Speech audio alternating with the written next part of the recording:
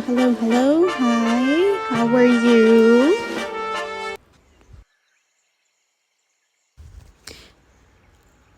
Oh, awesome. And if you're doing shitty, I'm sorry about that. My new name sign now is like this, Kayla. Some client gave it to me at work, and I was just like, yes, I love it. My whole life, I grew up with my name sign like this, and I've just always hated it. It just didn't feel like really unique, so now my new name sign's like this. And if you forget it, and I see you in the street, and you give me my old name sign, I'm ignoring you. So I just wanted to start this video off by letting, the hearing people know that I will be signing the entire time and not using my voice. One of the reasons why is because my last video I did in SimCom, just so you know, hearing people. SimComming means basically signing and voicing at the same time. That's really hard, and for most people to do. I've heard a lot of people who are deaf themselves and can voice, they also struggle doing both. The reason why is because I'm using ASL grammar with my hands, but my voice is in English with proper grammar, speaking word to word, so it's really hard to combine both at the same time, yet also separate it. Some people are really good at it, and it's just me, I'm not. It's just, no. It's really hard.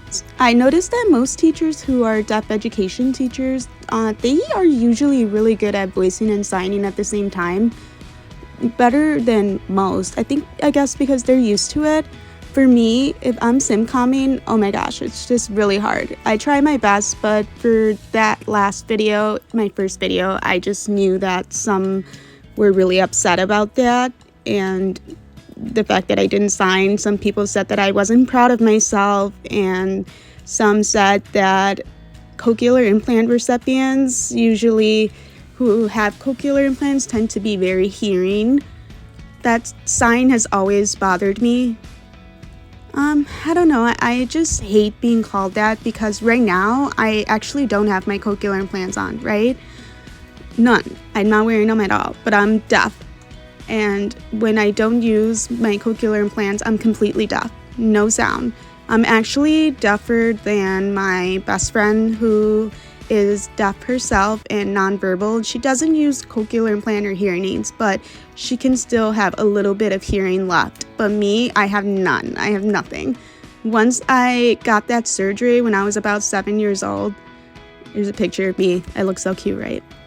I had hearing aids beforehand, and it wasn't until I was 6 the doctors just realized that it wasn't helping much, and so I guess my mom decided to go ahead and just try the new surgery that was new at the time. So it was still fresh, I guess, and people didn't know whether it would help or not, but my mom went ahead and just made the decision as a young child, and it wasn't really my fault that I have one. Most kids who got the cochlear implant when they were young, it wasn't their decision. Some, maybe their parents gave them the decision, and I'm not mad at my mom completely for doing that. She thought it was for my best interest at the time, at the moment. But as a young kid, I really didn't want one, no.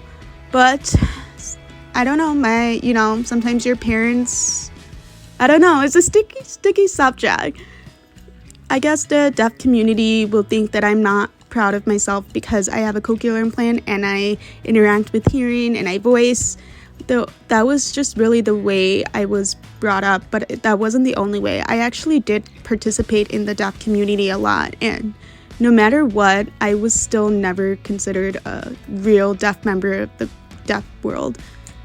Sorry, I want to pause and just let you know and warn you that my ASL is kind of poopy. It's not as great because I have to voice over later after the video, so my signing is going to be a little bit awkward.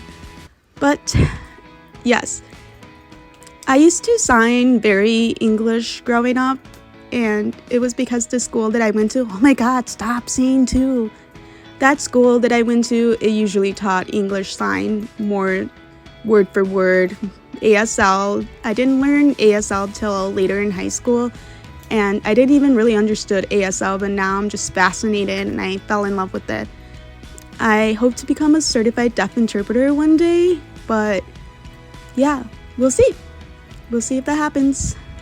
One of the things I really struggled with, even still today at 25, I'm still struggling with bullying in the deaf community. And I'm not trying to criticize or diminish the deaf community, no. I really do love the deaf culture and everything about myself being deaf, and I feel that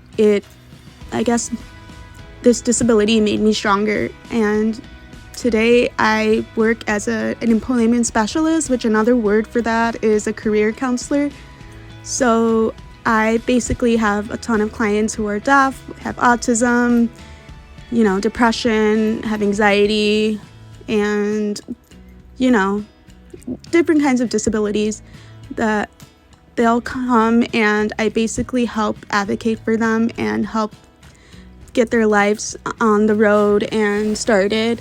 I help them employment. I basically support the disability community so much, and that's how it should be. That's how we should be doing this. Deaf businesses should be supporting deaf businesses and not just becoming this competition. I just getting jealous of each other, and I just think that that's one of the contradictions in our community and in our lives, and it gets in the way of our mental health. And for me, it really did intervene with my mental health a lot because of the competition and the jealousy, and it just really disgusted me. It doesn't feel good. No matter what I do, all I can do is just keep going with what I'm doing, whether somebody supports me or not. It's just really, I got used to that. I got used to it. That's just what life is right now for me. Other than that, Deaf Cheesemate, part of that, my last video, everybody was asking, what happened? What happened? Why were you crying? Why were you upset? And what was something that really affected me this so far? So I don't feel like I need to explain too much about it because it's just things that are too fresh, I guess. But one of my biggest struggles is I was just feeling very alone, even though I had and I have support. I had planned my life in a specific way, and I was just very close to happiness and having happiness. And if anybody knows me, I've gone through a lot of treatment experience, and I went to rehab. I spent 2.5 years getting my mental health in track, and it was really hard, but I did this for myself. I did it on my own, and I was able to graduate from treatment. And after treatment, then I was able to go to, after I paused my life to recover, I did everything. I went to school and I got my degree and I got my new job, but I still wasn't allowed to keep what I really wanted to keep. And maybe, of course, everything happens for a reason. And yes, I know, it's really annoying to hear that, but I was just destroyed inside. I felt like I wasn't good enough for anyone, like any person. I wasn't good enough to be someone's friend, for anyone to be friends with me, to be in a relationship with me, to be somebody's counselor, to be my mom's daughter. I just didn't feel good enough for anything. I just felt like no matter what I did, no matter what I tried, I wasn't enough. It felt like I was Bella. There's a possibility.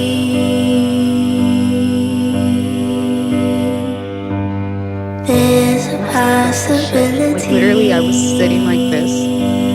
Exactly how she's sitting. You feel me? Yeah.